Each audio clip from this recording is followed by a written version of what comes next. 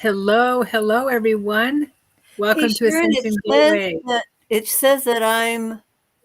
Oh no, You're here. You're I'm here. good. I'm good. Yeah. Welcome Then to I'm Ascension Gateway, backstage. everyone. Yeah. Welcome, Diane. Welcome, Cosmic Andy. Yes, we are here to talk about galactic stuff, exciting stuff. So thank you for being here, everyone. And hey, Andy. Hey, Diane. Hi, Sharon. nice to see everybody. Happy to be here. Exciting times. We haven't done this in a while, I think. Yeah, I don't know. I can't remember. There's been so much going on since we've talked last. But hi, Anne. Good to see you. Janice, hello.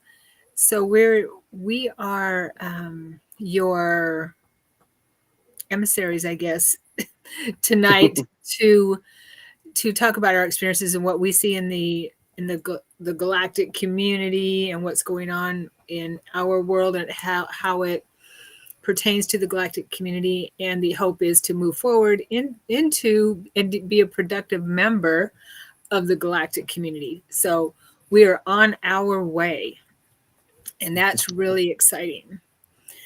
So for those that don't know us, I'll go ahead and why don't we go around the room and just share a little bit about ourselves. I'll start. I am Sharon Sananda Kumara, and I'm your host tonight. And I love bringing such amazing people on screen with me in our panel. So I'm so blessed to be able to do that and talk about some really fun subjects. And I am stationed in the Portland, Oregon area, and I love it here in the Great Northwest. And let's see what else. I'm an experiencer for all my life since a child, and continue to have experiences to this day. And I have many memories of galactic wars, things like that, and from childhood as well, being visited by little grays. So lots to talk about in our current state of affairs, and that's a little bit about me. Let's go to Andy. Andy, would you share a little bit about yourself? Cosmic Andy. yeah. Thank you. Thank you for having me on here with you, Sharon. And so I'm a lifelong experiencer, and from the very beginning in childhood, had various different experiences, and the dreamlike state, the astral planes, but then also physically, and then have a lot of different. I had a near-death experience, and have also seen, at this point, hundreds, if not thousands, of what I believe to be UFOs, and higher dimensional craft and orbs, and all kinds of different things. So I've had all kinds of experiences, and I'm really just grateful to be here with someone like Sharon and all of her guests, to heart-centered people looking for the truth and wanting to share their experiences and things that we can't normally talk around around the water cooler or with our friends or family, because maybe they haven't had that experience. And so I'm just so grateful to be here with at this time of great awakening, with so many awesome starseed soul family, different aspects of source. This is a really blessed time, and I'm grateful to be here. Awesome. Thanks, Andy. Diane. Hi. My name is Diane Quinn. I have a sannyas name which I've never revealed. You have a what name? A sannyas name from my master teacher. Sannyas. Okay. I've never revealed it. And I thought about it. And today they want me to tell you my name is Devadasi Pravati. Ooh. And I am the daughter of the mountains, servant of God. Ooh. And Devadasi was a past life that I had in India. So, okay. So, Nice. I had all these dreams when I was a kid, as like everybody else did. And I never told anybody because they were so different from everybody else's. And I kept having these reoccurring dreams. And one of them, I would be sleeping on a pillow, so soft, like a cloud. And it was just wonderful. I was just like so wonderful. I mean, I can't even express how soft it was. And all of a sudden, I started turning into ash, but it was more than an ash. If anybody has experienced coal, when coal is heated up, because of the heat that it gives off, it continues to give off heat. And then it goes into like what they called clinker stage, which means it's really an ash and it's falling apart. That's what I was experiencing. And I would wake up in the middle of the night terrified, but I never told anybody. And one time I was like, I think I was up 24, 25. My husband was watching TV and I went in there and I went, oh my God, it looks just like that. It was a brain. And I thought, so what does that have to do with anything? But that's what I was like trying to sleep on, but it really wasn't there. And when I asked my teacher,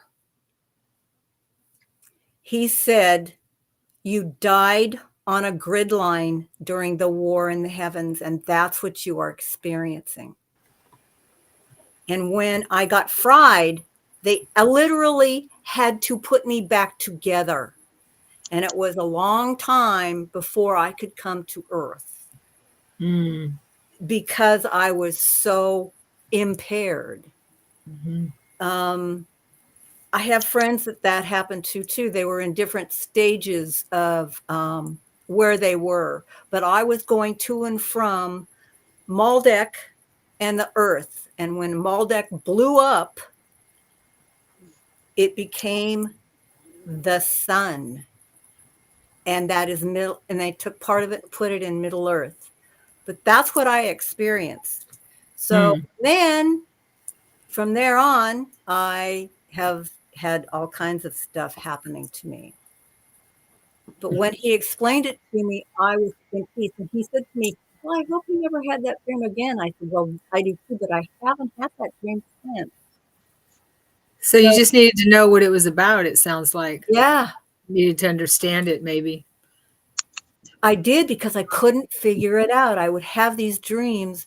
When I was a kid, that was the one that was the worst, because I'd wake up and I'd feel horribly burned. You know, the Law of One talks about Nagasaki and Hiroshima, I guess, and if anyone's interested or familiar with the Law of One, and how those souls that died in those nuclear blasts were stuck in a really traumatic place, and they had to take a lot of care to retrieve those souls in the language of the Law of One. But yeah, so it sounds Some like of them were annihilated, that they will never reincarnate. And like in the War in the Heavens, some of them were annihilated and they will never ever reincarnate either. I do remember weapons in the Galactic Wars, War in the Heavens. I guess it's the same thing. The Galactic Wars that they used certain, I don't know if we did, but certain factions. You might remember too, Andy, if this resonates too with you. Used energy weapons. Mm-hmm. Yeah. I remember you telling me a story about that now. I had kind of similar, but different. I guess what I would call is like a soul memory that at the time I didn't know it was a soul memory, but it kind of bled into my childhood dreams, and I was reliving the experience. And for me, the particular experience, and I believe now I've connected enough dots to figure out what was what and what was happening, but this was during the Atlantean and Lemurian time frame on Earth. What Atlantean and Lemurian 1 or 2? I don't know that. I'll just tell you what I remember. I remember that I was a part of the Royal Guard in Lemuria, and there was like this Lemurian princess, but she was really more of kind of an oracle that was sent from Lemuria to Atlantis because to kind of warn them, because we had seen when they were kind of like remote viewing or through their telepathic, we could see like what they were about to do was going to cause this cataclysm.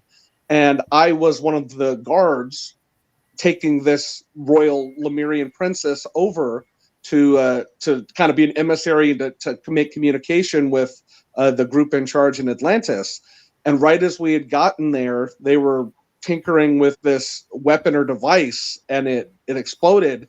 And because I was there at that location when the like fall happened, when this explosion happened, the plate tectonics thing, everything went inward. All of it wasn't just that, physically the planet, there was a big disruption, but dimensionally and energetically there was a big disruption. And I felt like my soul or my oversoul, more than just an aspect of me in that body, but everybody who was around that, all the different people, when the fall happened, we kind of got trapped.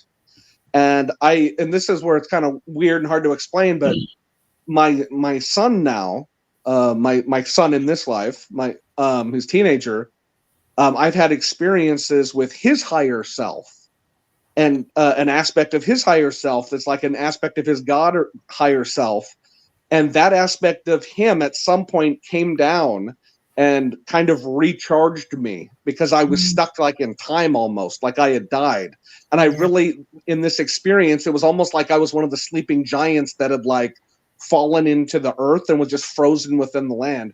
And I had this being, where this cosmic God being came down and like put his energy into me to revive me and to wake me back up. And so since then, I've connected all the dots that like that aspect of that being, whoever that was, chose to essentially have a lifetime as Earth, and essentially chose to reincarnate, or to come down as an aspect of my son in this life. Wow. And so there's this weird play where like in this life, he's my son, but his higher self actually came down from a higher realm and saved me because I was stuck because of what had happened in that cataclysm. And so I don't know if that makes sense, but I was dreaming that as a kid over and over, and enough synchronicities and things have happened and validations I've got were like, yeah, this is a unique time in history. And like they kind of like woke up or brought back a whole bunch of old souls, for this major thing that's happening at this time. And so I've always felt that that's pretty amazing, Andy. I've always felt that 20 years ago when I started waking up, that I always got the information that we're at the end of that cycle, coming back at the end of that cycle with Atlantis, and with the cataclysm, whichever one, the last one, I guess. And so that's what we're doing, is we've come back. And actually, I just remembered, I actually wrote that in my book. That I sat with my counsel one time, and they said, well, you and a bunch of others are here to right the wrongs of Atlantis, so to speak. And I didn't understand what that was about. And I just said, what happened in Atlantis? And he said, well, let's just say it wasn't good. So we've come back to make things right, and to heal that timeline. And what's funny is a lot of clients that come to me, and I still have trauma from Atlantis that we have to retrieve and and bring into the whole. So that makes total sense. The thing is that with the second Atlantis, they became too electronic. Everything was electronic, too technologically advanced. Absolutely, and that's what happened.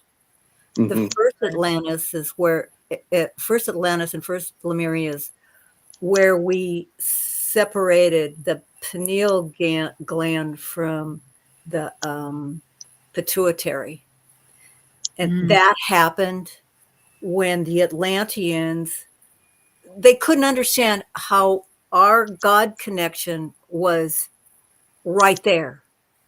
I mean, and Sharon and I have talked about this in another occasion. We didn't have a language. It was a silent thing that we could read each other what was going to happen, what we were going to do. And the thing is that the Atlanteans, because they were called the fallen angels, and they are, of course, now we've taken that part on too, to bring it into the light. That's one of our problems, because we took it on. And so now we're trying to send that part into light. When what they did was they put rocks on our chakras, and that blew them up. And Andy, this may be part of what you're seeing on the first Atlantis. You could have been, you probably were part of first Lemuria and the second Lemuria. And obviously you're Lemurian if you were a guard. Mm-hmm. The thing is that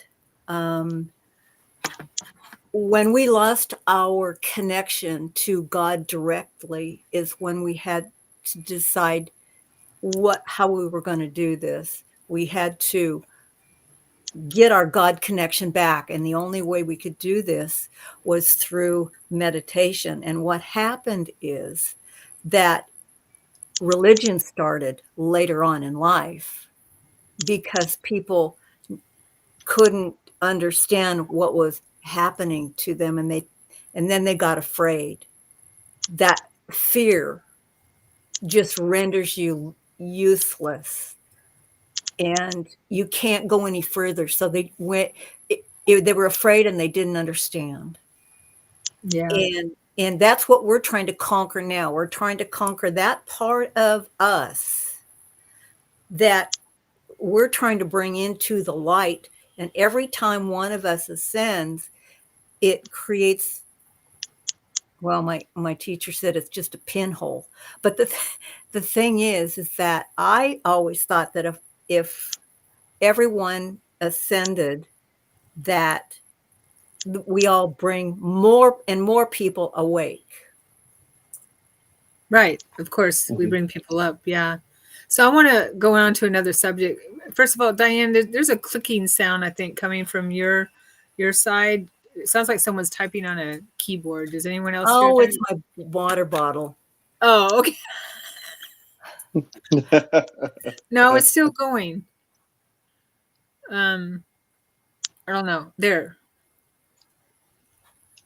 It's like someone. It doesn't sound like someone's typing on a keyboard. I think it's coming from you. I don't know. Go ahead and mute and see if it stops. Or I'll mute you. Pretty quiet where I'm at, so I don't think I don't hear anything. You don't hear it? Okay. All right. I don't hear it. Janice says she hears it too. Okay. I still heard it. All right, it's weird. All right. Anyway, I want to show a video real quick that's pretty cool that showed up on in my feed. You heard it when I was muted? I think I did. Well, then it wasn't me. And it wasn't you. I know, right? Yeah. That's well, thank you. We're just going to move on. I don't know what it is. Someone share this video real quick. It's pretty cool.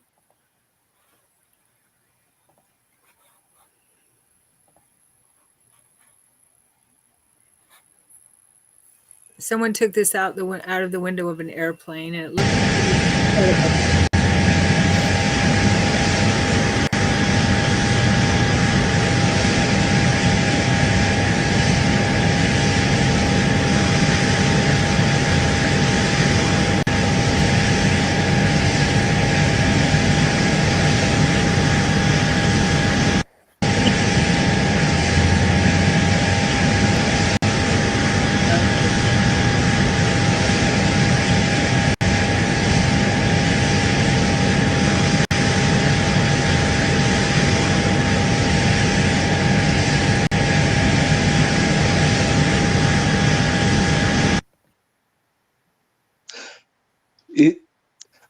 it'd be interesting to know where that was, because seeing it by the mountains. Obviously, they're going over mountains and it's snowy. I went down the rabbit hole a couple years back, all about the Antarctica stuff, and I know there's been a number of stories of pilots or different people. You can't really go over a certain part of Antarctica, and like they've flown by, and there's like a kind of a big opening in the ground, and they literally saw discs like that when they were trying to fly by. Oh, really? Oh, wow. Yeah. So I'm curious where that was taken. Does it say on the video? Let me look real quick. I don't think so. Let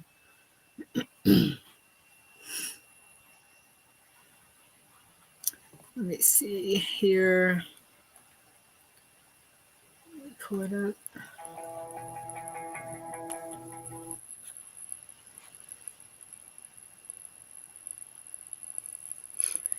No, it just says UFO captured by airline passenger. Yeah. I could do a little research maybe. Yeah. I was just curious. That's the first thing I thought of when I actually saw the video when they were flying. I was like, is that down by Antarctica? I know, right? Yeah. Is there a way to tell if that is military made or extraterrestrial? Not that I know of. I know that's what I was, who knows? I think Diane was saying that she saw something popped up in her feed where Elon Musk has a, would you say a car like that? Or? It's an airline, and I just kind of looked at it. Oh, an airplane. Okay. Yeah, it's a plane. He has. Maybe I can bring it up. It's really interesting. They want me to. They want me to have a video, and I don't want to do a video. Is it a Tesla? It's a Tesla airplane. Wow. I mean, it's really something. They said it's the fastest jet.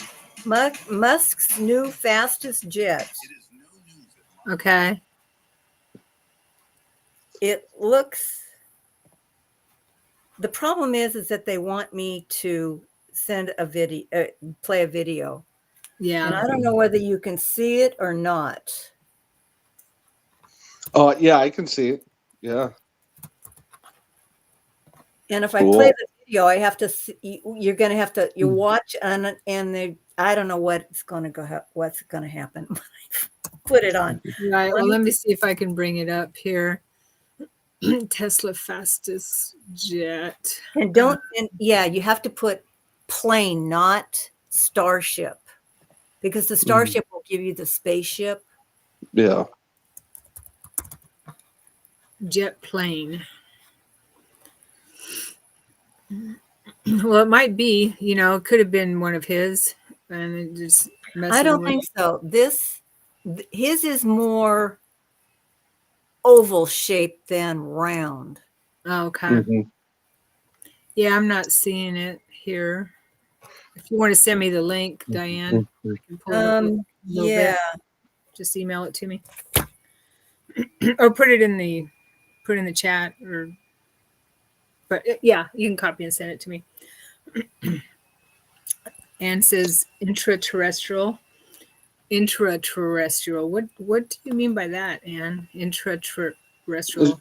She's probably talking about like the inner Earth beings, like the Ashtar and those guys. And okay. Sasquatch. Huh? Sasquatch? Sasquatch. Yeah, those are the inner Earth keepers. Yes. Wouldn't that be funny to see a Sasquatch flying a spaceship? Oh, but see one flying. She saw it in the Van Duzer corridor in the coastal mountains when she was going over. Yeah, I think she was going to Newport or Tillamook. She saw one flying a spaceship? No, she saw one in the forest, and she was scared to death. She had no clue. Well, there are reports of them UFOs being seen around sightings, like they dropped them off or picked them up or whatever. Yeah, inner Earth. Thanks, Anne. Yeah. So they might be flying those spaceships. Well, I mean, look at Star Wars. Who is it? Was it Chewie? Is it Chewie?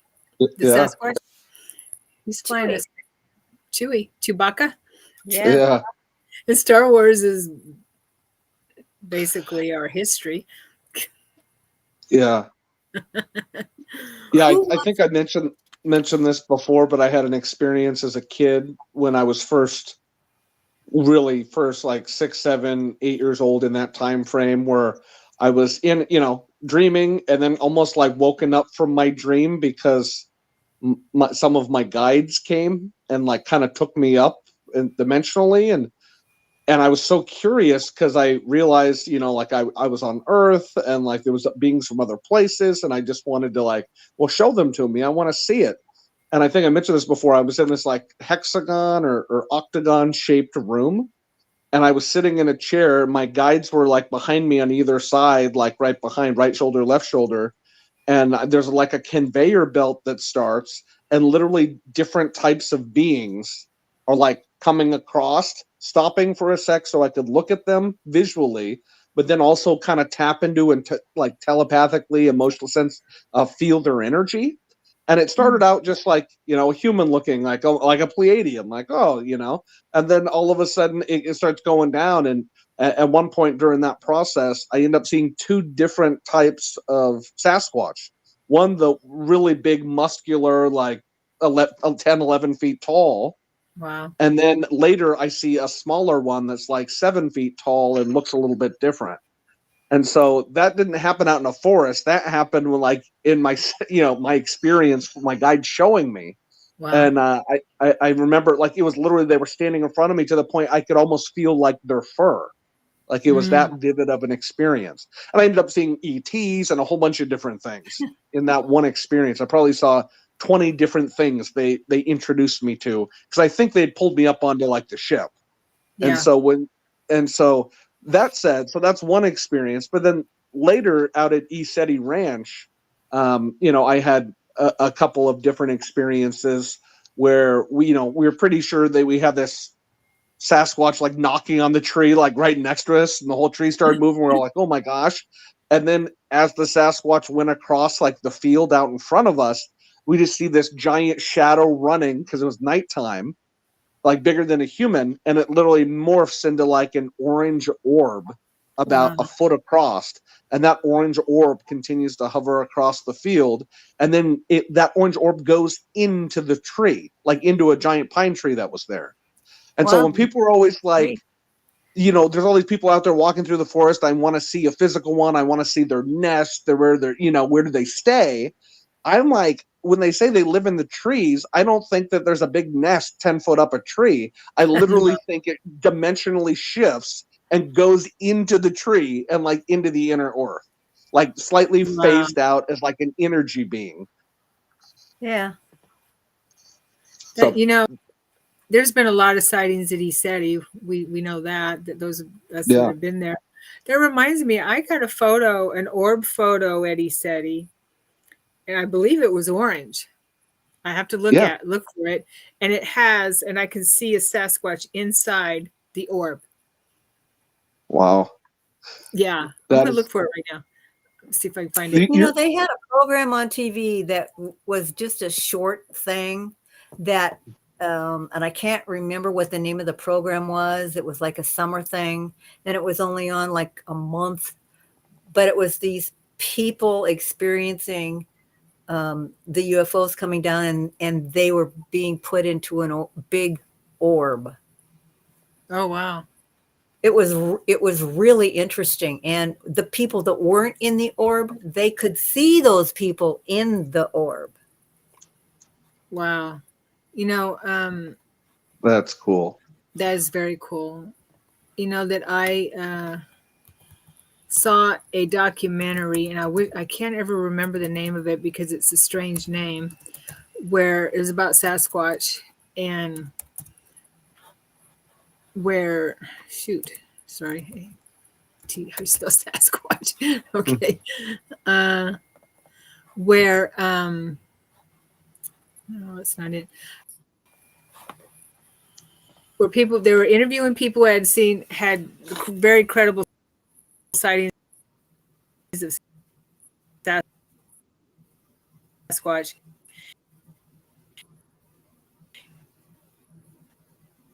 and this one, an older man, a Sasquatch, maybe 100 feet, 50 feet, probably the way they describe it, as a walks, stops and looks there. Am I still here? Yeah. Yeah. Okay. All right. It said something about me. Stops and looks at them,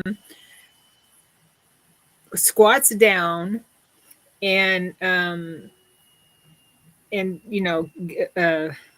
turn puts his body into a ball and becomes an orange orb and flies away. Oh, Yeah. Rolls up into a ball and becomes an orange. They said orange orb and flies away. Mm-hmm. Yeah. that was a documentary? There's a documentary. And Oh, wow. Cool. breaking up. Okay. Yeah, and I can't remember the name of it. It's really, really good. I'll have to find it. My memory is awful. So what do you peeps think about, speaking of galactic updates, about disclosure? I see it coming quicker and quicker. Go ahead, Andy. And this is where, I think it's accelerating. I think so many more people that I still don't think the disclosure fully. I think by the time, some government official stands up there and is like, by the way, there's, multidimensional beings, extraterrestrials, interdimensional beings, all these things are here and they always have been, or like we've been interacting. We know this. By the time that happens, I think like the vast majority of the people already are going to have realized it. And so I think we're on that pathway, because just talking to, 12 years ago, 10 years ago, 8 years ago, 5 years ago, when I was talking to just friends, I was the weird guy who would bring up and talk about this stuff. But I was confident enough in my experiences when I shared it with like friends or acquaintances or people who aren't into this subject matter at all. That I kind of got judged.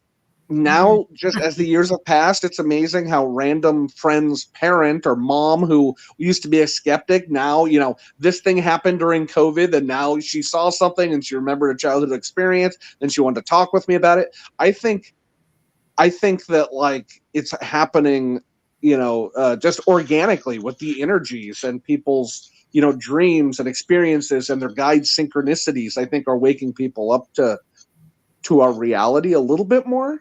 And so, that said, there's certainly, pop culture. I mean, I looked on Netflix last week with my son. There's like 4 new UFO documentaries on Netflix. And I watched one of them. It was all George Knapp and all kinds of stuff about like real concrete, stuff. And I'm like, whether you want to or not, your people are being bombarded slowly with all of this. And so, I don't know what disclosure looks like, but I think like it's the collective. It's happening already, whether people realize it or not. Yeah. I agree. When Bill Moyer brought forth, the guy ascended, he didn't ascend his body, but he spiritually ascended, that helped with Star Wars. Mm-hmm. Oh, you're talking about George Lucas? Gene Roddenberry? No. The guy who helped him,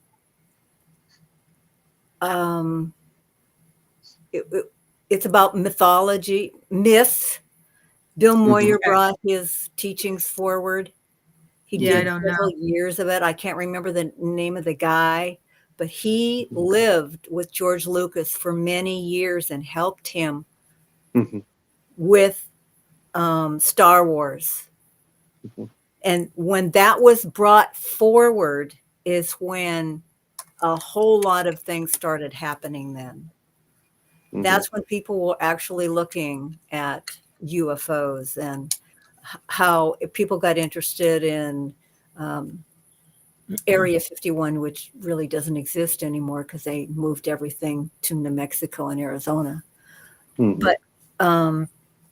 But there was also the George Adamskis and George Bell.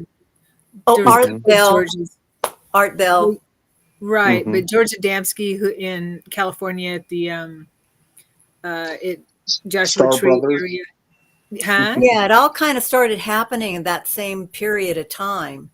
It Well, was he was a contactee, right? Where the Pleiadians, I guess it was the Pleiadians or Ashtar Mhm. Command, um, contacted him, and then we had the Venusians who came to the planet, the humans, and these were all humans, and came to the Mhm. planet, talked with Eisenhower and try to set us on a help us on a spiritual path. And the industrial military complex thwarted that when the Drake, well, not the Draco, but they partnered with the Gray Beans, infiltrated them and gave them promises, and they signed that pact, signed our lives away to be experimented on humans. They said they could abduct us for experimentation and things like that in exchange for technology. And what I understand is they took a lot more than they were supposed to, but you know, well, the a lot of our skin creams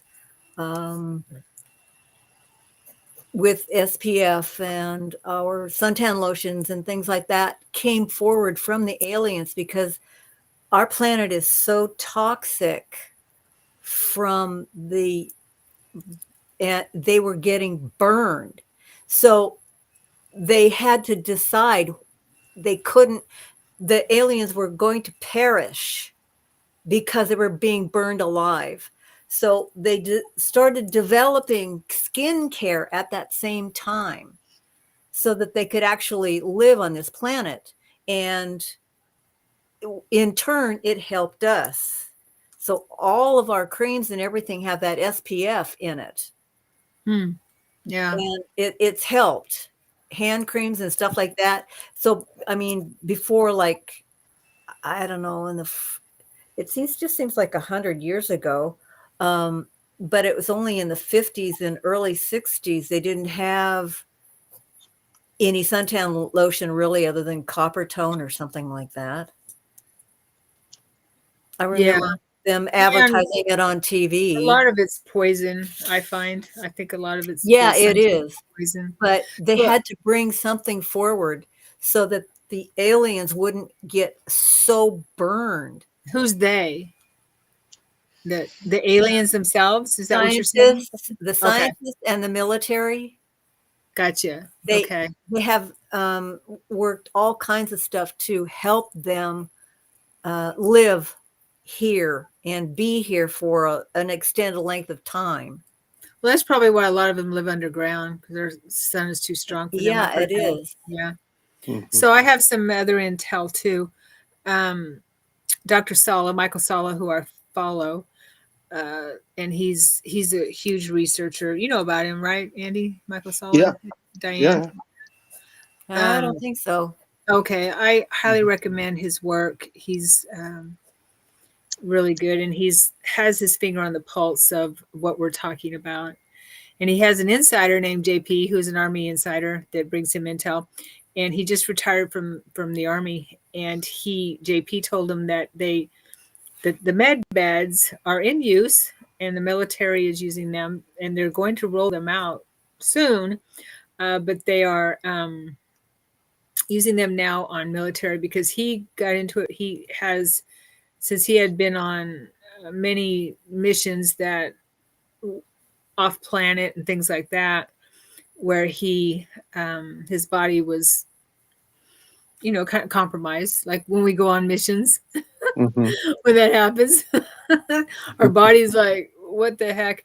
So they put him in a med bed now that he's retired. And he said he came out feeling like he was 21 years old again and felt full of energy, all that. So what I understand is these holographic med beds, what they do is they restructure your body and take you back to when you were young. Yeah, I have a girlfriend who's been waiting for those for a couple of years now. She's been telling me all about them. Yeah, we do have some kind of treatments now in clinics that are popping up, but apparently they're using them on people, veterans first, military and then children, and then they'll be rolled out in mainstream after the global elites, globalist, the predator class, the whatever we want to call them, have been taken down. Is when the full extent of them will be. I see that happening pretty soon. You know, trilateral commission. Okay. Okay. Yeah. The 1%ers. The So anyway, 13 so that's the families intel that rule he the talked earth. about. Huh? The 13 families, richest families that rule the earth. Right. Yeah, and then all their minions. Hey, Christine, good to see you. Yeah. Hi, Christine. So that's pretty cool.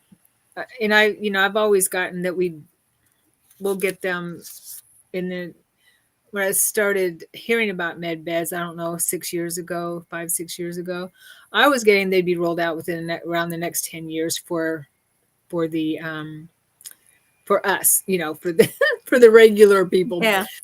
The populace.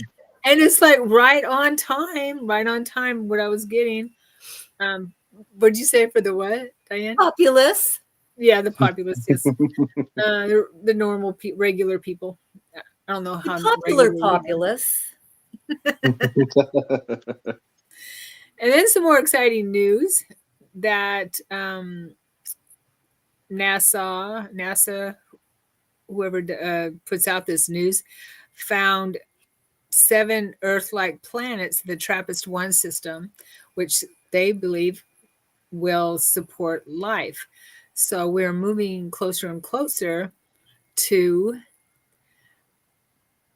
being able to talk about the fact that there are other planetoids, other planetary systems, other planets that support life like Earth, which is super exciting because then we don't have to put up with the people that say, oh, there's no life out there. But there was, we'd find it.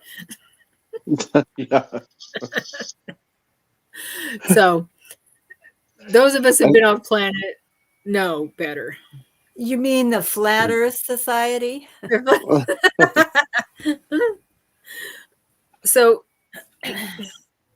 hey, anything's possible. But I did ask, who was it? I asked someone who had been off planet. She said she has, and I asked her. I said, "Okay, now tell me, is Earth flat or round?" She said it's round. It's a globe. Originally, how it started. Originally, it was flat, but as it came down in dimensions and evolved, it became bigger and bigger and bigger and bigger, and that's how it became like an oval. It's just the dimensions coming down. Okay, dimensions. When it was first formed, spread out. yeah, when it was first formed, it was flat, but it was gel-like. So when the first beings, after the war in the heavens, and I was finally put back together, I was a whale. Are you still? Okay. I'm just wondering. And occasionally, I was a whale, and the whales and the turtles and the dolphins pointed the way for other people to come down. And the reason that they had to do that was because the fear was so great because of what happened in the war in the heavens. And this is one of the problems that we carry in our subconsciousness. Yeah. We carry that horrible fear of that war. And when they started coming down, that's when the earth started more like with water instead of gel-like. So you can imagine like Jell-O. That's kind of what it was like. And then it started expanding, and that's how we have our earth today. But of course, earth is ever evolving with earthquakes and it's building, and we have 3 volcanoes off the coast of Oregon. Mm-hmm. That's the warming of the ocean, because those volcanoes are constantly spewing and growing. Mm-hmm. So, Course, Annie, Well, do you remember seeing the planet in any of your travels out there? Looking down on the planet, seeing it as a planetoid? Yeah. And I think there's a couple of things in my opinion going on with the flat earth thing. I do think at some higher level, like Elohim, God source, creator beings level, when like a new realm or a new planet or is going to be created, I do think it's more of kind of, it starts flat and you just put in and then it grows and you kind of mold it and make it. And as it comes down into physicality and dimensions, which kind of it becomes a round, because everything in the actual physicality in the 3-4D, like the way the energy flows, everything is rounded and it's cyclical because it's flowing energy. Right. And so like so there's that part of like dimensionally looking, it wasn't flat, and actually once it comes into being, it's physical. I personally have, I don't know if they're higher dimensional memories, soul memories, but of like being in ships, flying by and looking down at Earth and being like, oh shit, I got to go there again. Like I literally like, that's a reoccurring dream in my thing where I don't really want to go back, but I know there's, it's kind of like, facing your fear. Once you finally face your fear and overcome it, it actually, you realize it was just a speed bump on your way to awakening and growth and, reconnecting to your divine God source self. Yeah, And so, it's like a whole yeah. And so, there's a part of me that realized, knew I had to come back because I had unfinished business. Right. Right. So like I have that memory, but then just being like in modern times here as Andy doing my own research, the thing about the disinformation and misinformation from the secret societies, the intelligence agencies, all the different, LARPs out there and different people, everything, like the fact that yes, maybe some people have some memory of seeing the earth flat because they're tapping into some higher memory, right? But then when you just say it like that, it's easily disproved, right? Because now we have NASA photos and we know it's round. And so when you say that, it like, I feel like it's almost being used. Like a buddy of mine did some research and he said, like the 3 or 4 like main Flat Earth Society websites and like all those things, if you track their IP addresses, they go back to, Langley, Virginia. The If CIA. you know what I'm saying. You know what I mean? It's like they intentionally are putting out that, so people just starting to wake up will come across flat Earth, and then like almost like it's this weird disinformation, muddying the waters. I feel like Yeah, because they want people to be able to say, well, if you believe that, you probably believe the Earth is flat. Ha ha ha ha. You're like, no, I was telling you about my UFO abduction experience, and now you think I'm crazy because you just want to lump it in with flat Earth and something that's easily disproved. And look how stupid those people are. Yeah. So it's labeling. It's another way to label. And conspiracy try to take people's power away and try to smear them and kind of oh, well, you probably believe that, it's just you probably believe the Earth is flat too. Yeah, totally. So I watched a documentary once and it put forth information about the flat Earth, and that it was in the documentary. They said it was like a dome, and kind of like what you were talking about, Diana, had a dome on top, dome underneath, and what you too, Andy, that that maybe that's is what they were talking about. Is it starts out kind of flat in some way, and then as it spins and is formed, then the domes, it's shaped into dome like on both ends. And that's how, as I'm thinking about this, and so the center of the planet, just for shits and grins, thinking about that, if that were true, so the center of the Earth would be a habitable space, place. Mhm. And Earth keepers. Yeah. Mhm. yeah, Middle Earth. Well, right. and Middle I Earth.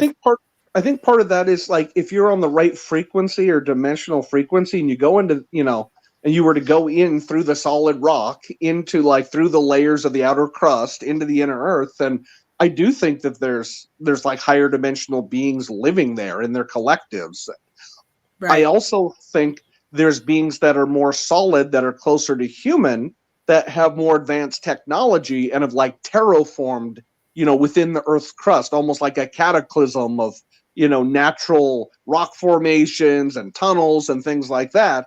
And with their advanced technology have been able to create something like, hollow out a perfect, city for themselves within the rock, kind of a thing.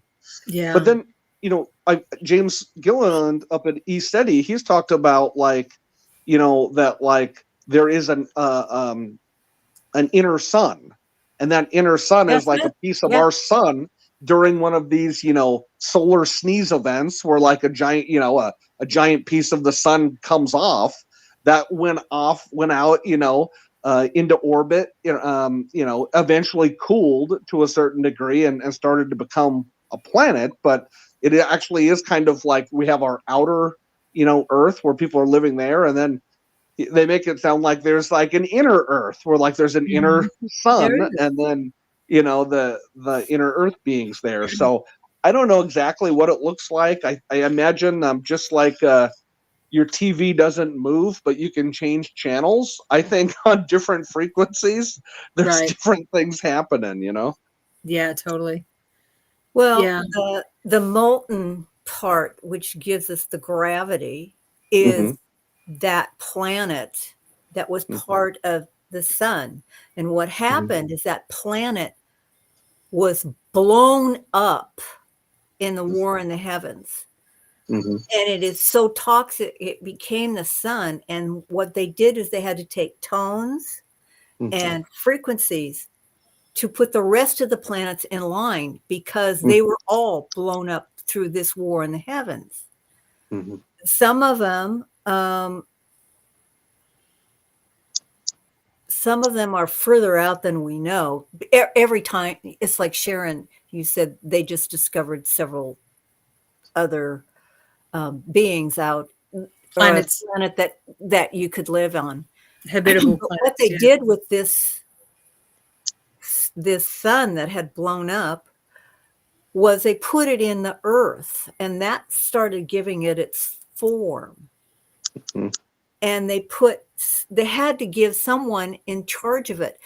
We used to have these meditations, and we would go into Middle Earth, and we would meet the priestess and the beings that were taking care of the Middle Earth, centering on all kinds of different kinds of beings, thus Sasquatch. But they're Mm-hmm. kind of fun. But they look like us in Middle Earth. At least Mm-hmm. that's what I got. The thing is that that's what I saw, but someone else may have seen them look differently because that was their experience. Mm-hmm. I do know that my teacher said, when you go and see my apartment in the Pleiades, because they live in the Pleiades, he said, you will visualize it like you want it to be, but it's nothing like what you actually would see it. Physically. Yeah, XYZ would give his apartment something different. Mm-hmm. It's how we perceive things. And let us let us live that, I guess. They were all My teacher was always saying, you have to discern, you have to discern, you have to discern what is right for you. It's what I perceive, but you have to discern. It's like the Flat Earth Society. If they really thought it, if they really meditated and even did some research. I have a girlfriend who's a conspiracy theorist. She's Who, me? Okay. no. This one is really Oh, another one. Okay. yeah. This one is really funny. She's the one who talks about the med She's beds. really funny. Okay. But she's follows this guy who says there's a dome, like you said, Sharon, a dome that is over this flat Earth. Even she laughs about that. Well, and he says that nobody can get outside this dome. Well, excuse me. Technically, he's right because our solar system is protected because the radiation that is in our solar system is so toxic because of the war in the heavens. They had to literally lock other planetary systems out because they can't come and go, and they're locked. I did hear that Earth was on quarantine for a while. Yes, that's exactly. The cosmic bubble. Yeah, that's right. I think that's been lifted, or it's being lifted, or it's lifting. How it is, it's Corey Good talked about that a lot with the Sphere Being Alliance. by the what holds it back. The quarantine. The belt in the Orion is holding them back. They don't want them to come into our space because they will literally be burned up. Mm-hmm. We have learned to live with this. Mm-hmm. Yeah, maybe it's like a slowly boiling frog for us. Well, now my girlfriend, my conspiracy theorist, she's very knowledgeable and she's very spiritual. And she's said there is a time in the earth, 1 million years, that they can't account for. They don't. The scientists. Oh. She asked the teacher, but he never gave her an answer. She thinks it's because of the sun. Of the sun? That we just fried ourselves to death. That's her theory. She may be right. I question that. I believe that we've had, from what my memory serves, we've had a few nuclear wars. So, back in ancient days, and that can definitely fry a lot of stuff, Yeah. So our higher selves have reseated ourselves a few different times to make this thing work. And exactly. I feel like we have all the tools in our belt now, and all the support and the wisdom and the wisdom of experience and lifetimes learned collectively, that I think we're in like we were saying at the beginning of the show, I think we're on a divine timeline. Just to use an analogy I use, like, this is the hardest video game level, and I felt like we kept losing it, and at some point along the way, our higher selves allowed each one of us to, soup ourselves up, so to speak, and get all the special armor and unlock all the codes and have all the cheat codes and like all the different things, and we were like primed on the, right on the edge of this, to beat the level and to beat the final bad guy, which, ultimately is us, like, overcoming our own, our shadows, history, our own shadows. Yeah. And integrating and finding the balance, does the light beat the dark? Does the light, balance with the dark? Because it's all part of one. Like, I go in my head over and over, what does it actually look like? And sometimes my guide goes, "You're thinking too much. You're thinking too much." He goes, "Feel in your heart what feels right." He goes, "We're not going to think our way out of this. We're going to feel our way out of this, because your real connection and your real, guidance here is is your heart. And it's that heart, mind, gut trifecta of finding the balance between all of those.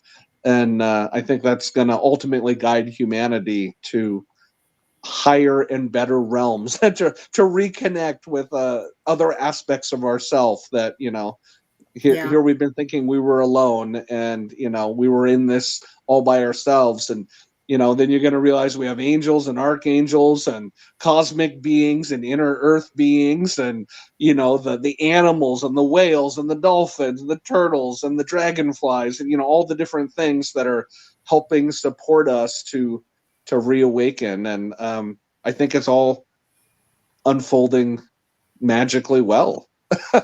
Yeah, it took us a while though, didn't it? I mean, we were talking earlier about how we've come back many times. So and on a personal level, I've got that message myself, how I've come back chose to help the planet Gaia, Mother Earth, put out the call that she needs help, and to lift up in frequency.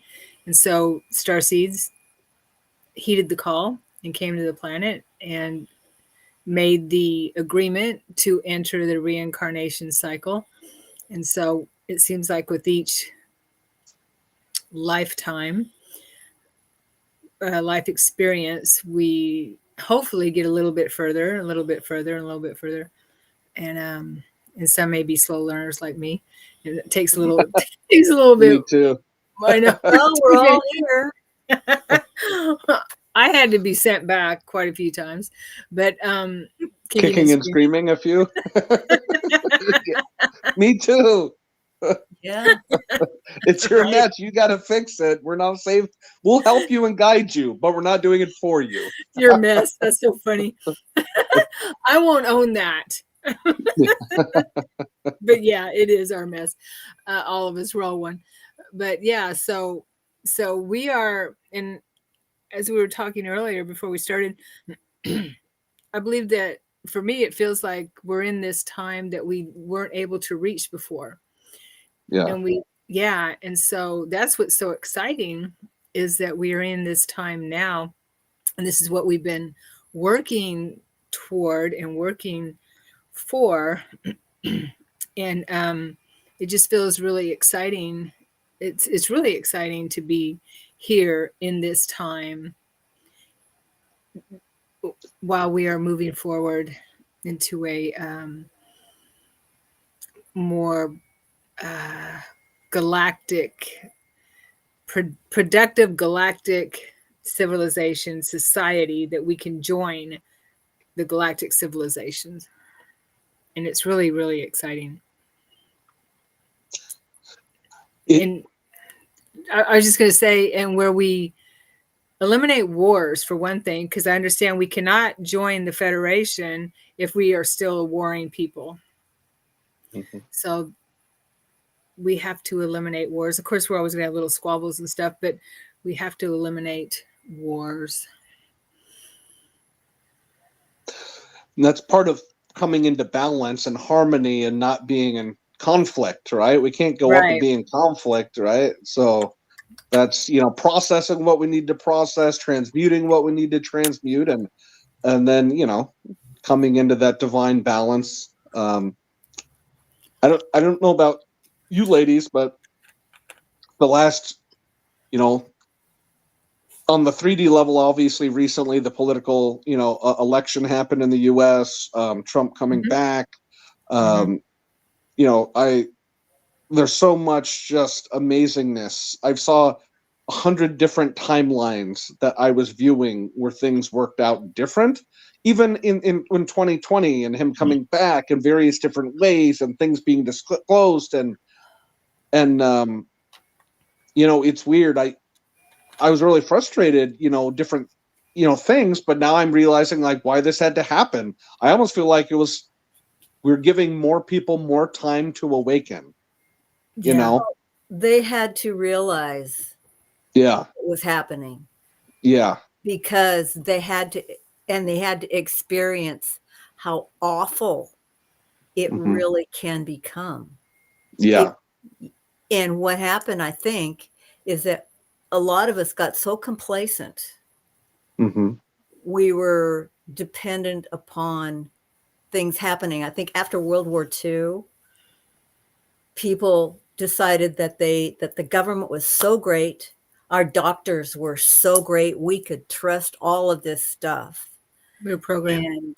And right, and the doctor said, you got to cut off your leg. Well, maybe I need a second opinion. No, you don't need to have your leg cut off. Okay. Before, we would have said cut the leg off. Basically, I think that it's an inaccurate, and then it's an acronym for, because we became so complacent, we cut ourselves off from actual living. And we didn't make right decisions. And that's not, and I think that's a collective thing. Oh yeah, yeah, totally. You're right. We got complacent, and there's a saying that peacetime kind of that makes you kind of weak, I guess. I don't know, but Mm-hmm. but we strive for peace all the time, and if there isn't, okay, so I guess what I'm trying to say is we strive for peace, and peace is good. We're meant to have peace, but if there's an element in the background, in the shadows, that is manipulating us and programming us in certain ways, and then using the human collective for their gain and not for our gain, then we need to wake up to that. And so that's what we're doing.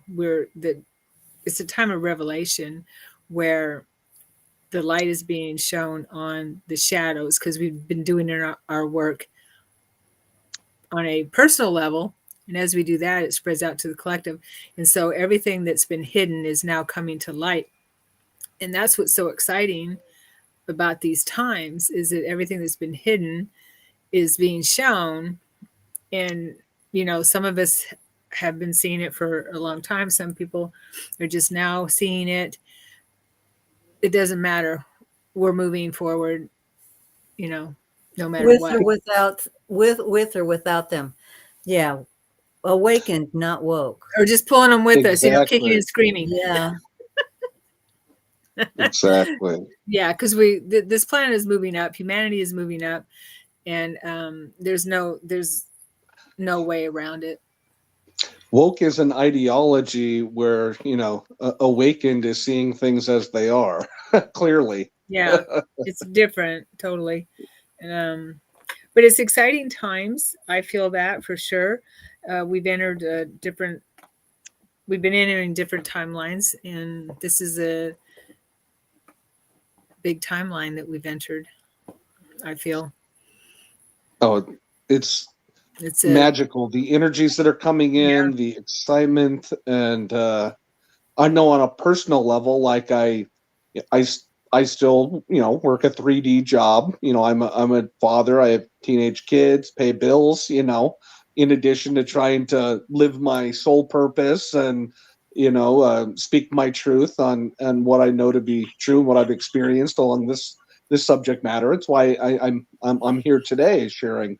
Mm-hmm. But I've recently, I feel like in a way had gotten a little complacent just with my job and just going through the routine. And recently, just like literally on election day, I found out at work my job was going away. Oh. And so I'm like, really, on this day I find out? But then I realized the election day was a major timeline convergent point, shifting point. And so I had a little initial, like anyone would, unexpected and fear around that. Sure. But then I really, kind of meditated and went internal and looked for guidance over the last few days. And I really chose to take, instead of like the fear, why me, oh no, just because this may, upset, my short-term family financial situation, which affects people here on 3D. Sure. I really chose to look at it like this as an opportunity, and the universe is wanting to bring me something better. And so that happened like a week ago on election day. I found out my job was going away. Well, I found out yesterday, essentially I got a new job. That's a better job. And I actually have a chance to make more money. And so I'm like, wait a minute, this is actually better. Like a week ago, I was like panicked, like, oh no. And now I'm like, it's bringing me something. The universe is bringing us something better. You just have to have faith and trust and like keep trying to do right. And so what more do I'm need? extremely grateful. Right. What more proof do you need that we've entered a higher timeline? Exactly. The amount in the last week, the amount of 4444s, 8888s, 5555s, 222s, 777s, like the synchronicities with numbers have been like in my face practically. And then I'm driving down the road, and every in Oregon, Vancouver, Washington, like the Northwest, I swear at the minimum 1 out of 20 cars has a Sasquatch, sticker on their car. Because, then you got your music on, you're going down the road. Like that's when I get into when I'm singing and I'm happy is when my guides, I can really feel them coming in around me. And that's what I do when I'm in the car. I put on oldies that I like and I sing along to them. And I actually change the words to like manifestation affirmations. So I'll be listening to, like Beach Boys, with their tunes and rhythms. And then I'll be like manifesting because I will be all excited and happy. And then I'll be saying what I want to happen. Like, I'm so grateful I got a new job where I made way more money and things got easier for me. So I could really focus more on what I want to do in life. Right. And then literally like over the last week, that's exactly what happened. I was like, this is a really powerful manifestation time. And so I just think everybody, if use this as a moment to do a system check. What programs do you have going in your head that you've been telling yourself, saying over and over? What shame are you carrying? What guilt are you carrying? What unworthiness are you carrying from your childhood or from this or that person or this person judged me? And take a moment and just send that aspect of your self-love and then start speaking affirmations for what you actually want to happen. Because too many of us are programmed to spend time thinking about what we didn't like, what didn't feel good, or what we don't want to happen. And my guide's like, this is the time where they're like, show us what you want to happen. Anything can happen at this unique time in history. This is literally the beginning of a golden age. Get yourself focused. Make sure you're aiming on where you want to land. And I'm like, I want to land in like the best possible thing that can happen for me, my family, and humanity. And they're like, well, then stop thinking about why you're, scared or sad from when you were 6 years old and this person said something mean to you. Like, stop thinking that over and over again. You're just wasting time. Send it love, learn from that experience, and focus on what you need to. So, sorry, I didn't want to give a little pep talk there, but like, that's just what's been going on for me. And I'm like, I feel like this is such a special time with so much good energy. Yeah, thank you for sharing that, Andy. I mean, that's just proof of it, and I agree. It's amazing, an amazing time. And if anyone is upset about the way the election turned out, please remember that it's going to be okay. Everything's going to be all right. And turn off the TV. Turn off mainstream media. Turn it off because we're all being programmed always by mainstream media. Self-program. You're allowed to do that. Just like what Andy was talking about. Program positive into your matrix, not fear, not anything, anything that's not in your highest good. So do not consent. I sent out a blog post. I do not consent to anything that is not of the Christ light. Only was in my highest and best good. And I pulled this card while you were talking for our group, Star Royalty. Love it. Synchronicities everywhere. I got a little buzz on my head right now. What's the number? 39, which deduces to 12, which deduces to 3. Yes. Trinity. Or it's 4 threes. Yeah. Right? Totally. 3 threes. Yes. Yeah. Trinity.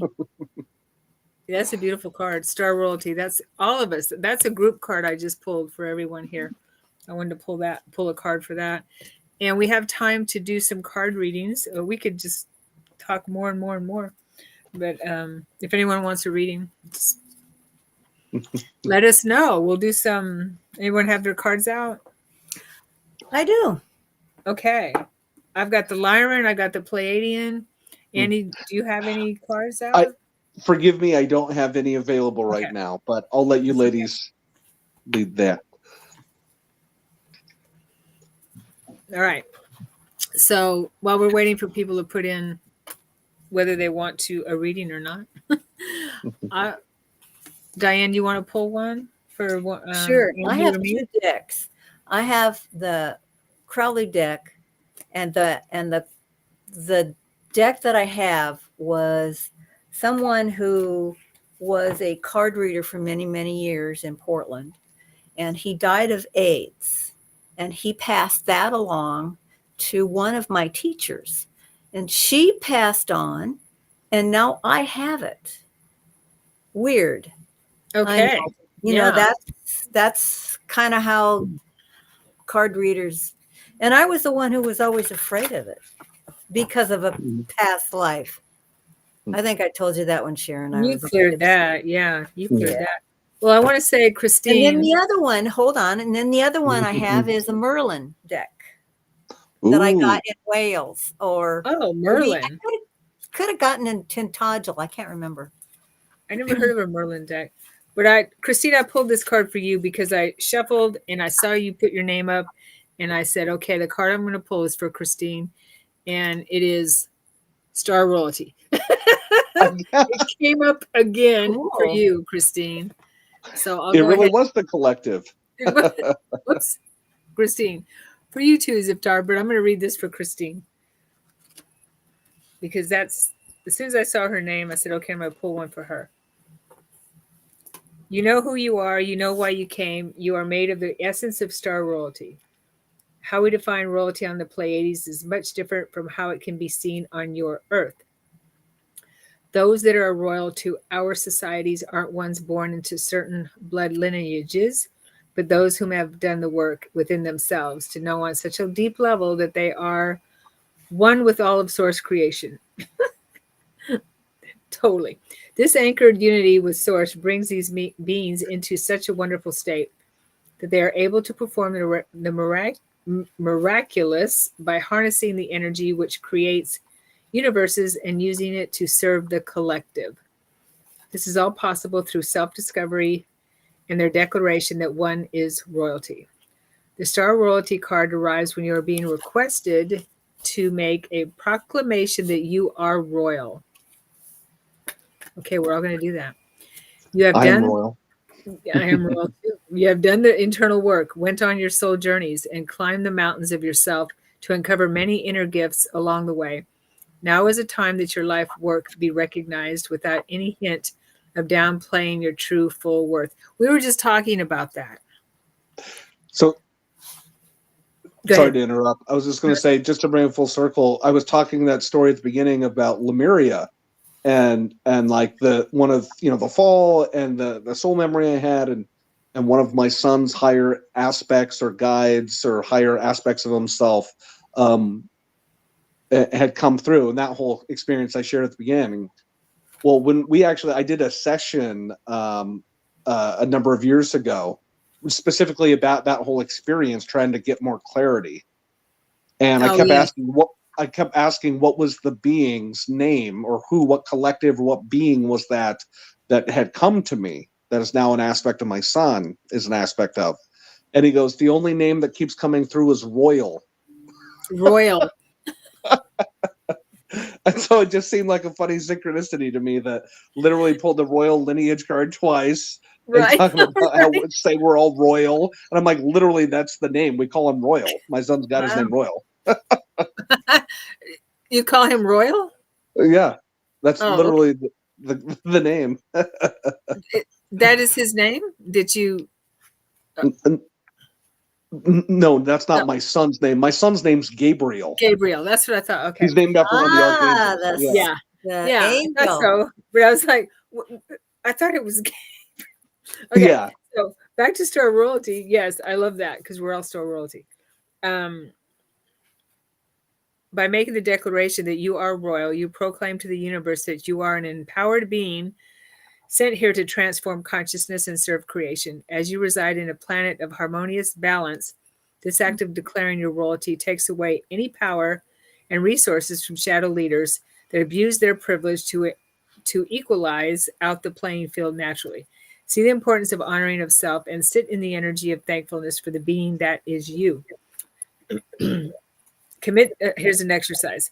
Commit to self-worth by writing all the aspects of yourself that you love and admire. Attempt to go deep and experience any challenging moments of when there might have looked like no hope and how you overcame the situation to arrive in the here and now. Make this a time of celebration for the beauty that is you. All right, let's proclaim that we are all royalty all together. 1, 2, 3. I am royalty. I am royalty. I am star royalty. I am star royalty. I'm divine angelic royalty. Divine angelic royalty. Whoo, I felt that in my heart. I am, yes, I am star royalty, divine angelic, cosmic royalty. We are royalty. So there you go, Christine. Beautiful. Yeah. Okay. Who's next? I'm really interested in her Merlin deck. Yes. Because every time I hear Merlin, I get this like McKeesel deck order like connection. Right? Ah. Well, here's the thing. For some reason, I have the book, but I can't figure out the deck because I have a different kind of deck, which is another Merlin deck, and I can't figure out where the book goes to this deck. So, which means this deck has another book, and this book has more tarot cards. So I'm now on the lookout. Okay.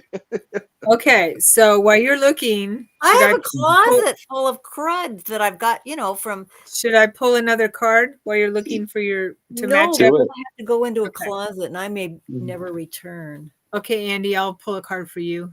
Okay. Yeah, no. If you don't return, we'll send in the closet police to find you. Okay. All right, this is for Andy, and then we'll do Ziptar for Andy. I just love this timeline jump. Yeah. That's kind of self-explanatory, isn't it? Yes. The number is We're 32. going through it. 32, which is a 5. Yes. What does 5 mean?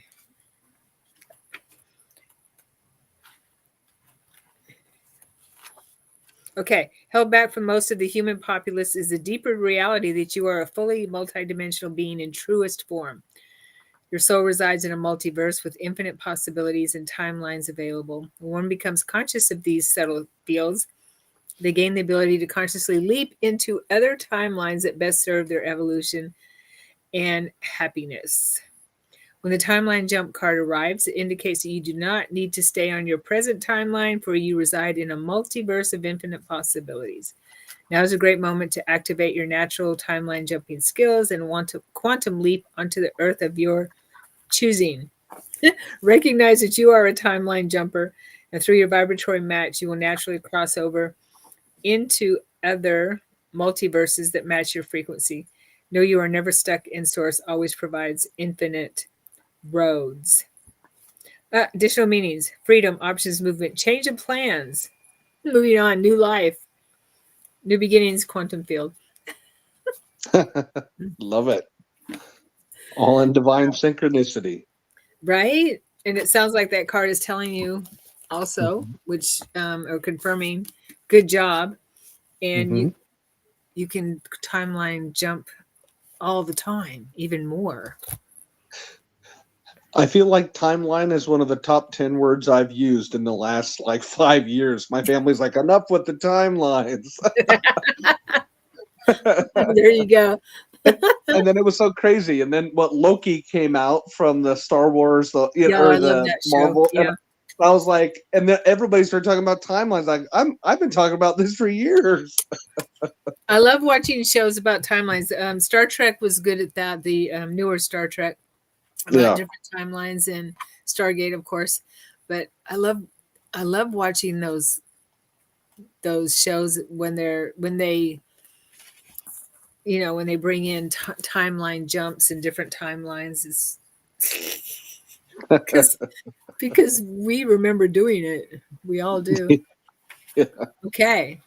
There Ziftar. was a show on, I think it was Channel 2, I'm not sure, about time where they went back different in areas. And what one that I remember that was really fascinating was they went back to Henry Ford, and he had some kind of special thing that he could contact things in space. It was a really interesting episode, and it was like 2 or 3 episodes, but it was so close to what reality really is about contacting and meditating, and everybody in the world was trying to find what this was. And it was like, what do you call those things? The world with the arrow through it. It's kind of like a Globe. yeah. It's kind of like a globe with an arrow through it, but it's I don't know. it's I'm not sure what you're talking about. a hedrome or something like that. Oh, Don't know. I'm not sure.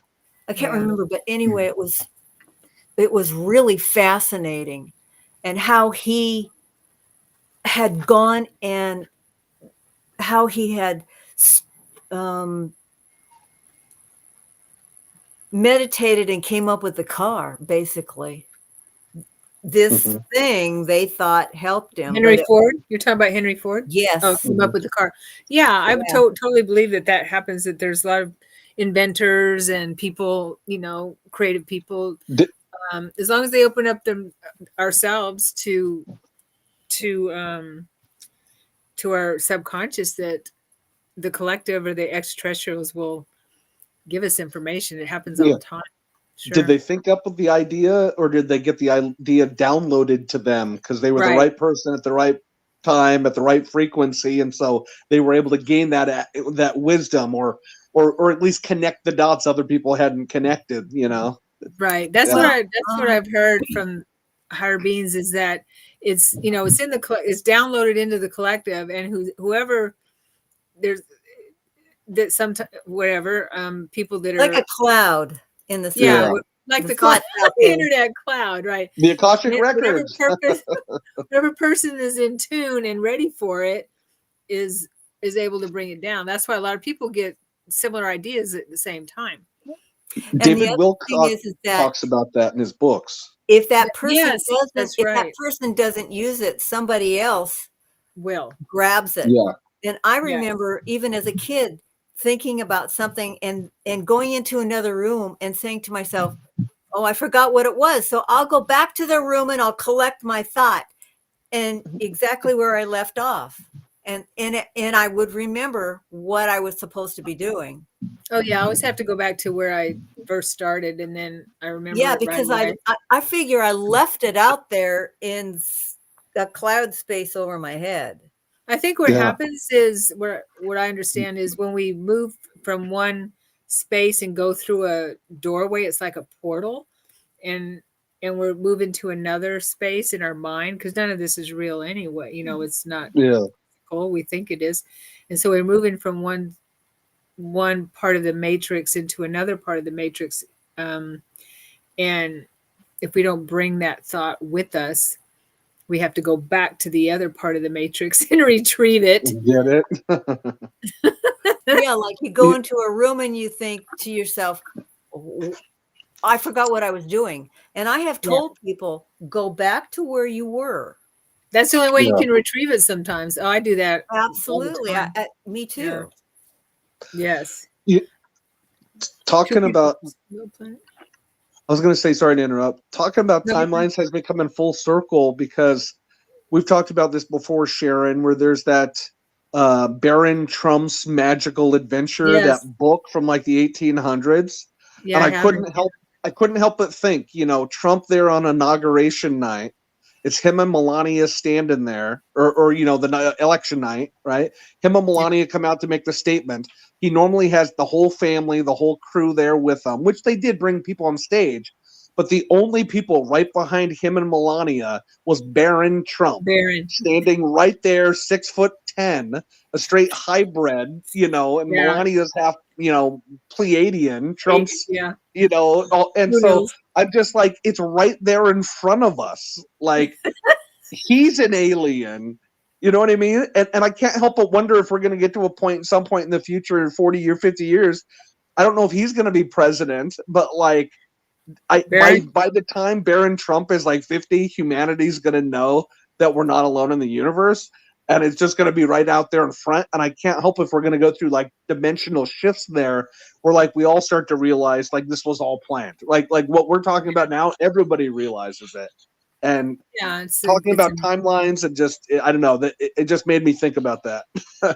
no, yeah, that makes sense. I do believe he's a time traveler. I mean, we've discussed this before, where his uncle was it that Yeah. was given Tesla's Access to his patents and yes. his time travel device. Yeah, the plans for the time travel device. And when he worked for, did he work for the government in some capacity? So he, I'm sure that Trump family knows how to time travel. Well, yeah, totally. We were told in class to study Trump years ago. Really? And we know, in class, we know several of his lifetimes, but we now think that he is an avatar, that he sent part of himself down to bring us up. I had a vision because I work with the angels and archangels. We all do at different, in this group here. But I had a whole experience where I was standing there and I was on this higher realm, and it was like a combination of like Lyrans and Andromedan beings, but they were humanoid, but they're very Nordic looking. And then there was Trump, and they were like almost like when like the king is getting ready to like go out to like the big thing, and there's people like putting on like his fur like jacket, like the whole like king attire. Like he was there, and I was one of the guys standing next to him, and I looked over and there was this red energy behind him, and I was like, what is that? And it was Archangel Uriel. And I really feel like Trump is an aspect of Archangel Uriel. I know I have a fractal, an aspect of Archangel Michael within me. Like I really believe that Trump has, because the archangels have their specialty, and Uriel was like the archangel of like wisdom and planning. And I feel like this is part of this divine plan. And he's playing like he is an avatar. He's one of the key people in the last 20th century, right? Or 22nd century, wherever we're at now. And so anyway, coming full circle. Love him or hate him. Love him or hate him. He's a major figure, right? Yeah. And so anyway, he's here to kick walls down. Yeah. That's what Ramtha did. Yeah. The first master that came forward. He bulldozed down walls. Then the second one came around, Mafu, who said, okay, everything is okay. Then Zanzuna came around and said, hey, we're going to lift you right up to the stars, because that's where you're from. And so that's what Trump is. He is a wall kick down walls disruptor. But on the other hand, my girlfriend, the conspiracy theorist, I love her already. She's a kick in the pants. I wish she'd come to one of these classes. She said, take a look at John Hancock's signature and take a look at Trump's. Basically the same. Mm. Same style, same big letters. Mm-hmm. So she Yeah, thinks that he is an aspect of John Hancock, just one of the One of many. Okay. Yeah, we're many. Let's go on with the readings. Yeah. Ziftar, you're next. Diane, did you get your card straightened out? No, that's I'm Okay. going back to my other Crowley. Okay. So, Now who am I doing? Ziftar. Okay. Love that name. Yeah.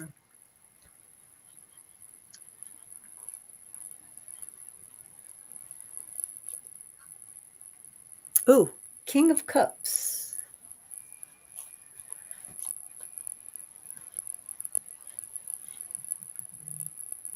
King of Cups. King of Cups. King of Cups. It's a good one. I have this crazy thing here. I have another book. This is crazy. I just got so many books here. I can't tell myself. I just need to get into this. Okay, King of Cups. Well, just on my own, I believe that a lot of things are going to come your way. I go out and buy a lottery ticket. Yeah. Yeah. Your cup is going to be overflowing. Things are going to come your way. Everything is going to be okay. Whatever you desire. And what I would do is, like Cosmic Andy said, make sure you write your list down, meditate on it, exactly what you want. Because whatever it is will come your way. You are going to be the king and the master over the things that you get. You're going to get gifts, you're going to get love, you're going to get everything you want, but you have to be specific, because if you don't, things will come your way that maybe you don't want. But it's all good here. So, Ziftar, go for it. If you win in the lottery, remember, I get 10%. Your cup runneth over. King of Cups. I just told the story about seeing Trump in the king outfit and then getting a red, Yeah. and they pull that up and it's like a blonde guy in the red outfit, and like I was talking about the red energy. I was like, "Are you kidding me?" I know. And isn't he wearing a red jacket or a red cloak? Yes. I know, right? With a gold crown. Yes. Golden timelines, golden abundance. Yeah, we're on the golden timeline. The divine royal golden timeline. Divine. Yeah, right. Royalty. Woo, man. Okay, who's next? Maureen. I'm going to use the Lyran deck this time. Okay.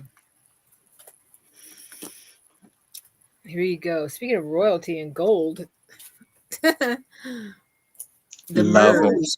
Look at that. Beautiful. Yeah, the merge. Leo. 34. In the depths rest the treasures. All right. God, that's gorgeous. I hope you can see it. It's so beautiful. I love his cards. The Lion King. Yeah, right? Yeah. We're batting 1,000 tonight.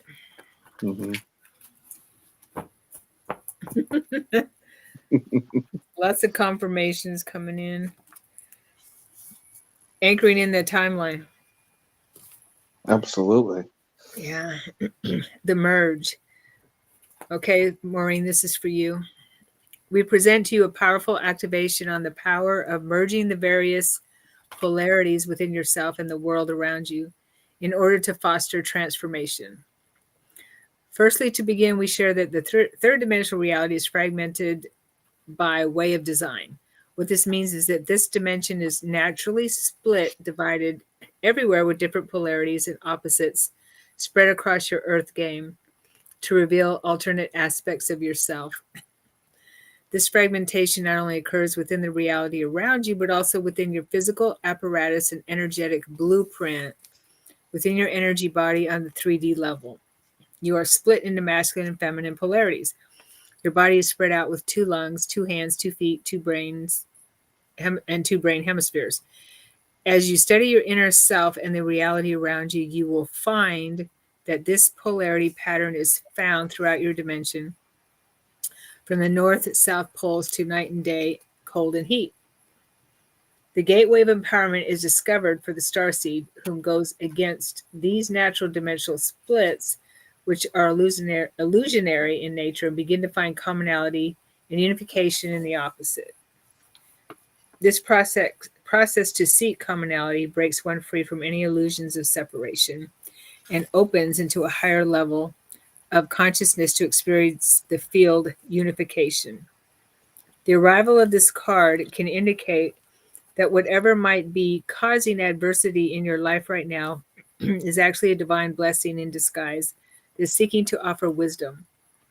Break past the separation game of the third dimensional consciousness and tap into the unified field of the fifth in order to advance your knowing and heal any forms of karma. If you are having issues from a relationship context, attempt to find the aspect of what you resist in this individual in yourself.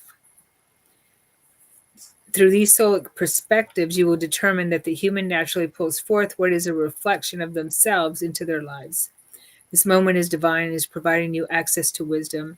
In the depths rests the treasure. Additional meanings are wisdom, inner understanding, connection, expansion, dimensional growth, acceptance. This feels really like what we've been talking about, jumping timelines and merging with the timelines, letting go of what no longer serves, like your job, Andy, kind of thing. Mhm. So, And being the master of the whole thing that's going on. yes, totally. And being conscious within reality shifts. And yeah, because it talked about merging both sides. And that's what we're here doing, aren't we? We're finding balance within us, the polarities within us and then without. As when we bring into balance what's within us, then it happens without around us. So that's a beautiful card, Maureen. I hope that resonates. That's awesome. Just some more confirmation of what we're talking about, what's coming forward. That's the first time I pulled that card. Okay, Janice is next. Diane, you're up. Janice, okay, let's see here.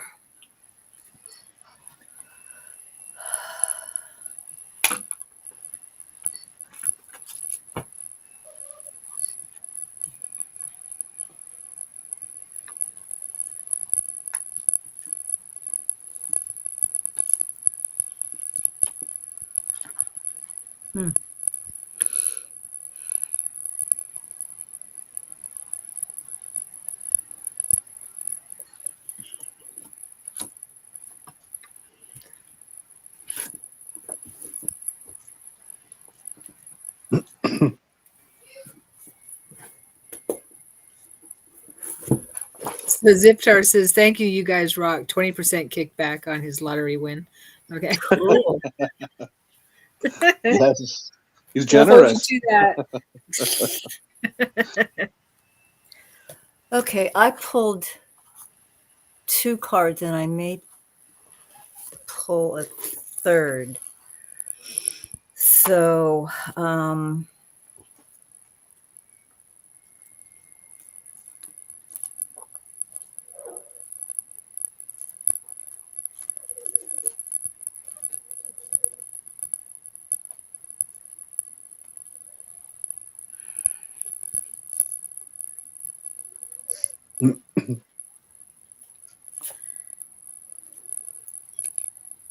This is the Seven of Cups, upside down. And in this, it says, you have some fears that you need to get rid of. You need to purge yourself and be positive about yourself. And I'll tell you why. Because I pulled the Chariot right side up.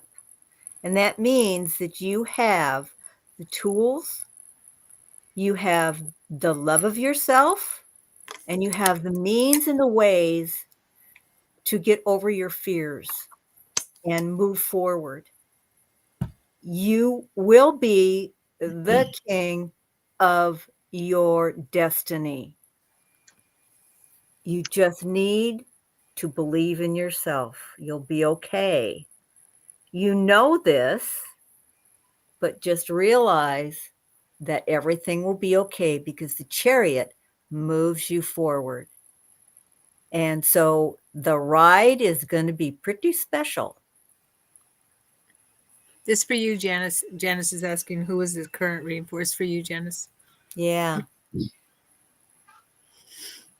Beautiful. I got, even before I did the reading, I was having some kind of fear about some decision that you have to make. And I think you're going to be okay. Because if you just believe in yourself and realize that you are going to overcome whatever it is, whatever the problem is, you are the master of your destiny, and the Chariot will move you forward. So everything will be okay. Just believe in yourself. Hopefully that makes sense. You're the master of your domain. Remember that That's right. episode on Seinfeld? I always think about that episode. Whenever That's what you thought, Janice? Okay. That's interesting. Because I consider screen is frozen. Yeah, which is really bad because the next card I got was the Nine of Pentacles, which means she's going to manifest whatever she wants. Okay. Well, you can always watch the replay. It'll still be up on my channel. Yeah, she's the master of her destiny. Master of her domain. Okay. She's her destiny. royal. Yes. That's true. Yes, we are. Okay, let's see. I thought I saw someone else. Hopi Prophecy, the man in the red hat from Irene includes the man in the red hat. Mm-hmm. A Hopi Prophecy? Oh, interesting. Yeah. All right. Anybody else here? That'd be Santa Claus. I know, right? All right, Anne. This is for you, Anne.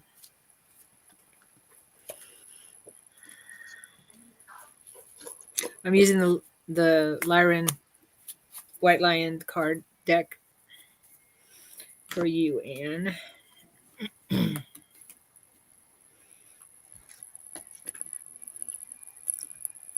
Boundaries, it says. Number 6. No is yes to self-love. Have you been feeling your boundaries are being pushed lately?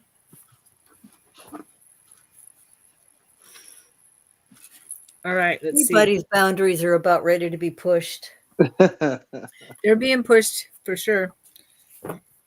When you honor the energy field around yourself through boundary setting, you propel your entire species into a state of sovereignty where the new earth is built.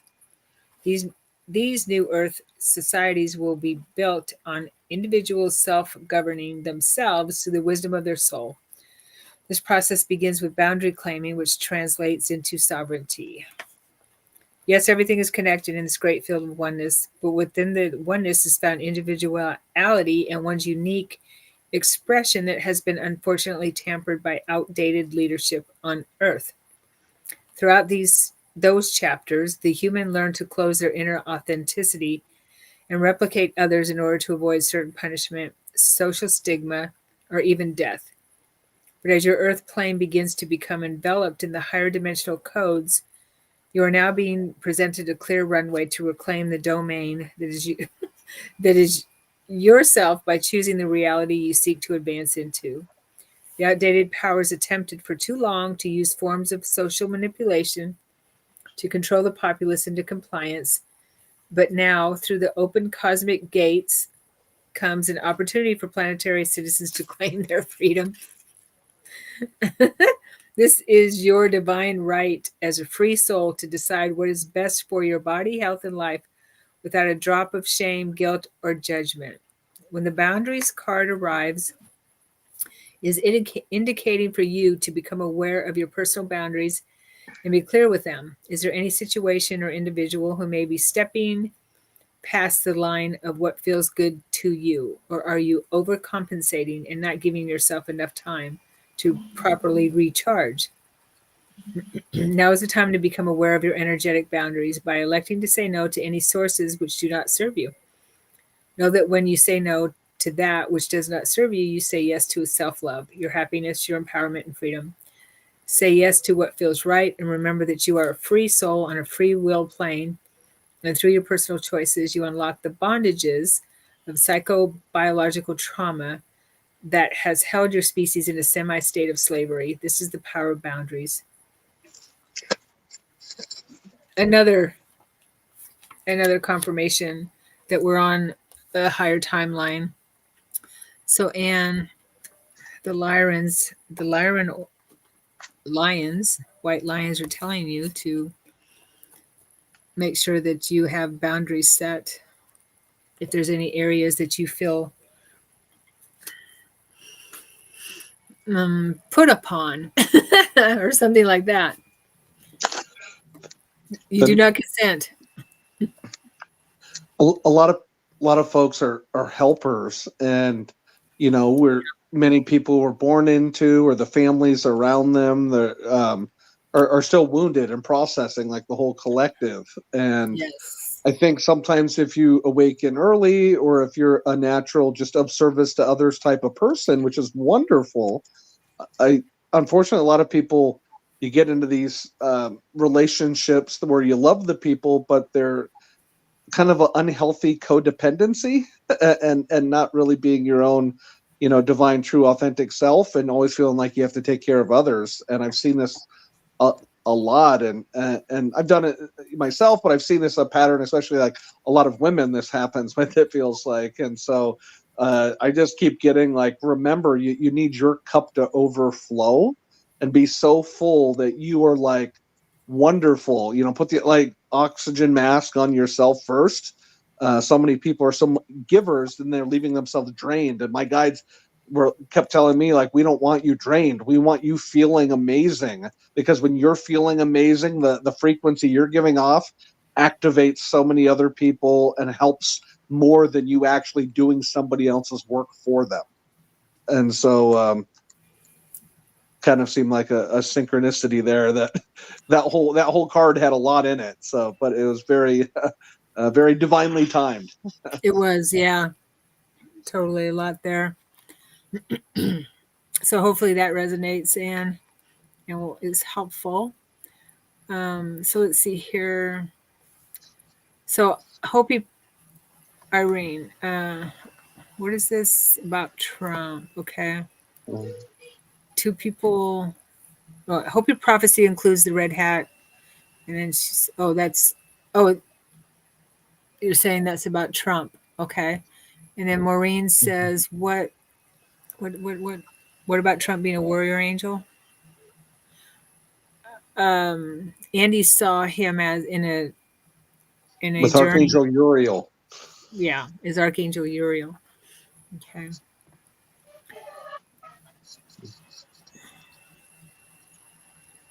Okay. So Maureen says that card made total sense. And Janice said, thank you. Okay. And I think that's Anne says it fits. Okay, good. Our job here is done. Yeah, it's been a couple hours. We went a little bit longer, but we were having such awesome conversations. And let me ask the Lyrans what they have to say to the group, okay? Let me just pull a quick card for the group. Because it was the Pleiadians that I pulled for us earlier. The Star Royalty card.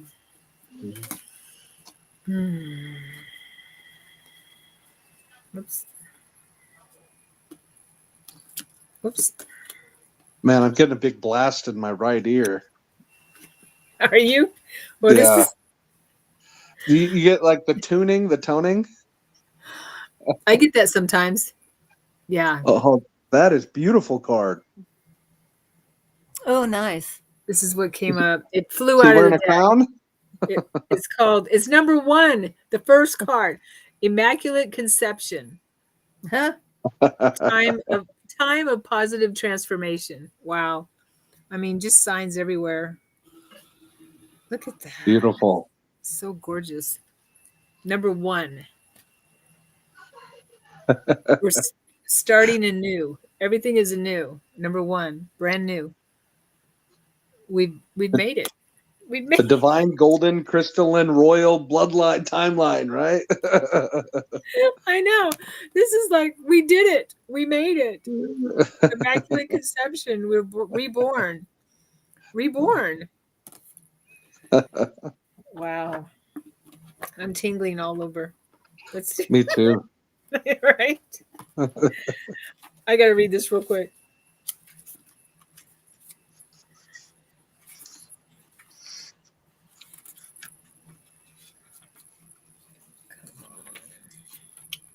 There it is.